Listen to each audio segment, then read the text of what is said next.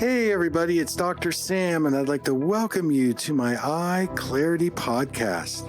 So if you want to get in touch with me, you can send me an email at hello@drsambyrne.com, or you can text me now, 1-844-932-1291. Send me your questions. Before we get to today's show, I want to announce my membership program. This is an opportunity for you to get exposed to my exclusive content and resources, things you won't see on my social media or website. The reason why I'm offering this membership program is to give you valuable information to empower you to make informed decisions about your vision and your wellness. You'll receive personalized support and coaching, goal setting, and I'm going to make you accountable so that you achieve your goals. Also, with the membership, you'll have the convenience of 24/7 access without having to pay for weekly appointments. We'll be offering a private Facebook community, so we'll be able to share with each other, and you'll be able to come to my live Q&A and ask me questions. So if you're interested, you can go to my website, drsambyrne.com, and sign up now. Okay, now to the show.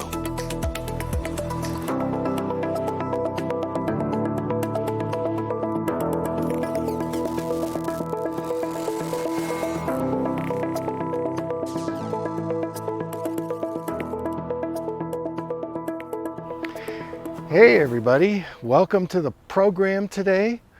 I want to talk about essential oils. So in this podcast, I want to give a little bit of advice on how to use essential oils, where they come from, and so let's just jump right in. I got exposed to essential oils many years ago. I actually had a digestive problem, and I was at a health fair, and there was an aromatherapist there, and she said, "Why don't you try this cardamom essential oil?" And I said, okay. So I put a couple of drops in some water, and I said, wow, this feels great on my stomach. I love this. So I bought a bottle, and I was using it after my meals, and within a few weeks, my acid reflux and all my digestive discomforts went away. So I started to dive a little more deeply into aromatherapy. I actually studied it. I became an aromatherapist. I've taught aromatherapy. I've sold essential oils. By the way, there's a little secret out there that I am now talking directly to some farmers, and I may be releasing a line of my own essential oils in the next few months. So just watch for that. And if I do that, I'm going to start teaching as well. So that's kind of on the down low, but it's probably going to happen fairly soon. So the essential oils can come from many different plant parts, grasses, roots, tree bark, flower petals, just to name a few of the plant parts. You can do steam distilled or cold press. This is how you can access the essential oils. They're highly aromatic. They're very concentrated. They're volatile, and they are very complicated in terms of their chemistry.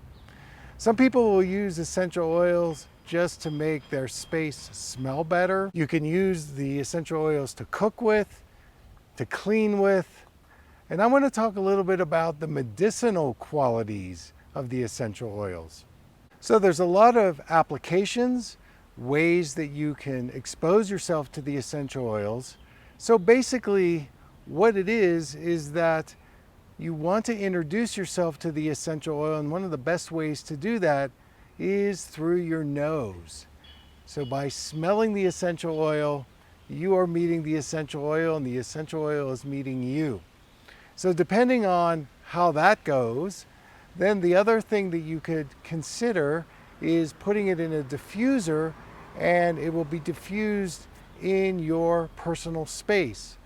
This sometimes can work well if you're in a high anxiety environment, or you're stressed, or you're having difficulty sleeping, you can use essential oils like lavender that can create a level of relaxation and ease, not only for you, but also for your pet. Well, since this is a introductory, the thing that comes up around essential oils is, can you put it directly on your skin? Can you put it on your body? And there are a couple of schools of thought with this. Certainly when I teach essential oil classes, we take a look at if the essential oil is more cooling or if it's a warm or hot oil. So let me give you an example. Let's say we were going to explore putting an essential oil on our skin, and we had two essential oils there. One would be vetiver, which comes from grasses, and it's very cooling. It's also very sticky and very thick. And then on the other end of the spectrum, let's say we had a bottle of hot oregano oil. So notice I say hot. So you wouldn't want to put that directly on your skin because you'd probably burn yourself. One of the things that I teach when we do our classes is to do what we call a test patch, meaning you pick an area of your body that can handle the essential oil. I like to use this area here. So I might take a little bit of that vetiver and put it here and see what my skin's response. Now, if I start getting a lot of redness or irritation or itchiness, it's going to be in an area that's very safe. You can always use something like coconut oil or jojoba oil right away, and that will neutralize any response. I kind of doubt that vetiver is going to give you that reaction because it's such a cooling oil. It's a yin essential oil, as we say. But if you want to play it safe, you can always put your essential oils in a carrier oil. My favorite one is jojoba oil, but there are many of them out there on the market that you can do. And depending on the concentration, you can just do a few drops of the essential oil in, say, an 8 or a 16 ounce bottle, and you can shake it up a little bit. That certainly is pretty safe to do. I know some people like to bathe with the essential oils, so you could say take a few drops of lavender, put it in your bath as you're heating it up. That would probably feel really relaxing. And so if you stay within those parameters and take a look at, is it a hot oil, is it a cool oil? Be really careful if you're going to enter the domain of putting it on your skin. Now, if you take my classes, we practice applying them and using them in a variety of different ways. But for now, using a carrier oil, you can also put it in a spray bottle and spray it. Diffuser is another way, like when I had my digestive issue and I used the essential oil cardamom and I put it in an 8 ounce glass of water, a couple of drops, and I sipped it. That was no problem whatsoever. So with aromatherapy, another thing that's very important is to know the source. Where are these plants grown? Who are the farmers that are collecting the plants? What's the process that's used to extract the oil from the plant? And then how many hands, middle people, do the essential oils touch before you can buy it in a store? Obviously, you want to try to get it as directly from the farmer as you can, or to have a minimal amount of hands in the middle areas, because the more people that touch it, again, it may lose some of its medicinal value. Now, that being said, there's always the question, do we want to go with, say, one of the famous companies that's multi-level marketing? I'm not going to name them. You know who they are. And many of those companies do have a very consistent effect of what the essential oil will do to you. And some of those companies are actually reputable. They're really good. So I wouldn't dissuade you from going that way if that's what you want to do. A couple of other tips about where to buy essential oils, what kind of essential oils to buy.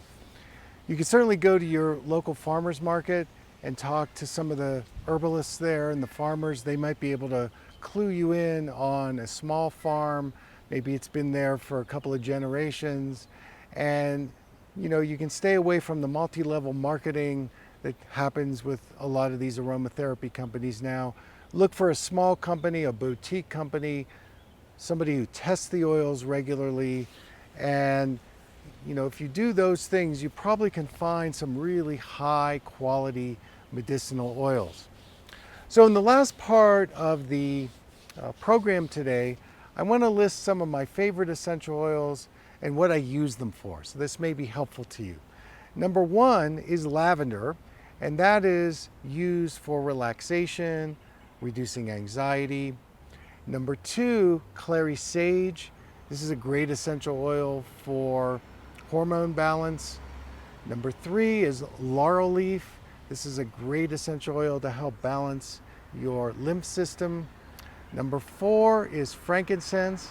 Being an eye guy, it's great for your vision. You can put a drop right here before you meditate or up here.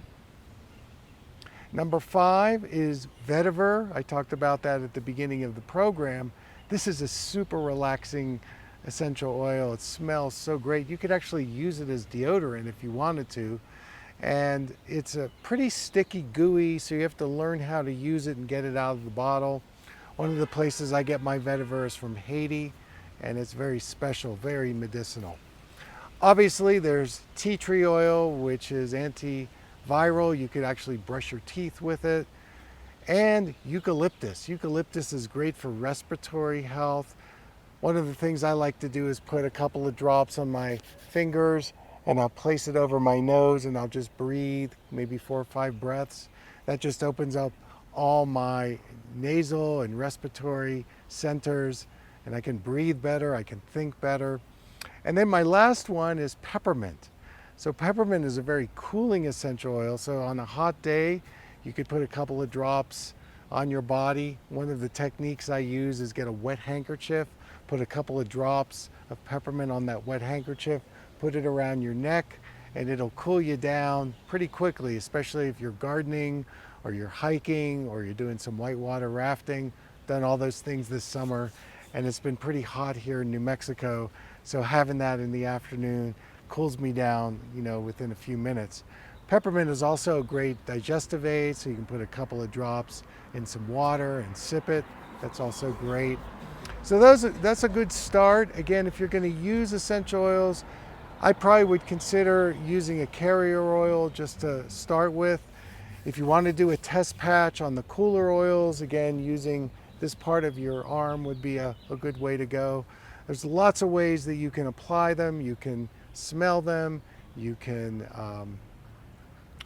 drink them, again, in water. You can cook with them, and you can also put them on your skin. One of the safe places you can put them on your skin is the soles of your feet. Usually you've got calluses, a couple of drops. I know kids like this, so you can put a couple of drops on the soles of their feet, like a lavender before bed, and that will help them sleep, especially as we head back to school and oh my, all those things. So that's kind of the crash course. It's an intro.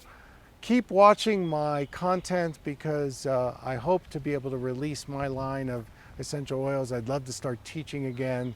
I found it to be really fun, and maybe even invite you here to New Mexico and do a real live class and not just Zoom. So that's our show for today. I'm going to get back on the trail.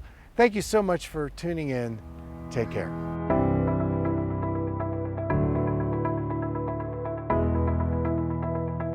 Thank you for listening. I hope you learned something from the EyeClarity podcast show today. If you enjoyed the episode, make sure to subscribe on iTunes or Spotify and leave a review. See you here next time.